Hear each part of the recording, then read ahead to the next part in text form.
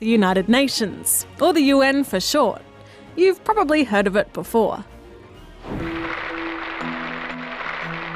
The UN first became a thing in 1945, just after the Second World War. The big Allied Four wanted to prevent another huge war from ever happening again, so they formed a new organisation designed to do just that. San Francisco, California, a momentous conference begins.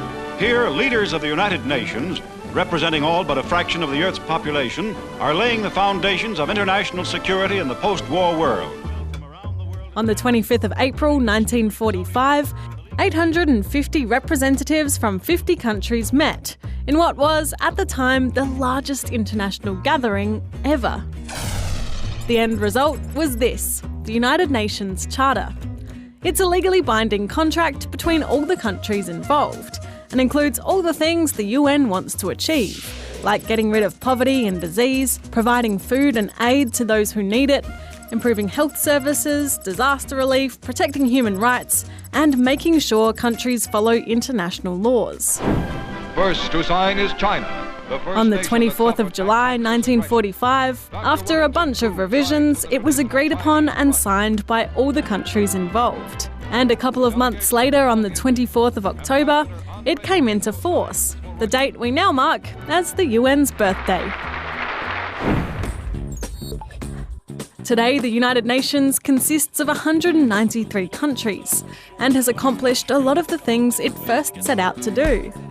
It's managed by the Security Council, which is made up by 5 permanent members: France, Britain, the United States, China, and Russia. They're in charge of helping countries resolve conflicts. I now give the floor to the Secretary. To help make any decisions, the UN holds a General Assembly, which is overseen by this guy, Antonio Guterres, the UN Secretary-General. It's held every year in September at New York headquarters. In the name of God, a lot of people are invited to speak there, and it's given many people, not just politicians, a platform to have their voice heard. Pay full attention to what the youth is asking here.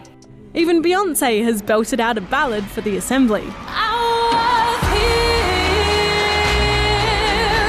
You sure were, Beyoncé, you sure were. The United Nations now has a bunch of specialised agencies, like the World Health Organization and UNICEF, which helps to improve the lives of kids, especially those in disadvantaged areas.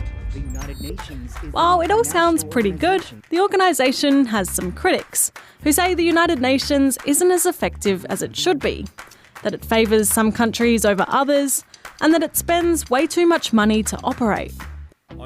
But over the weekend, as the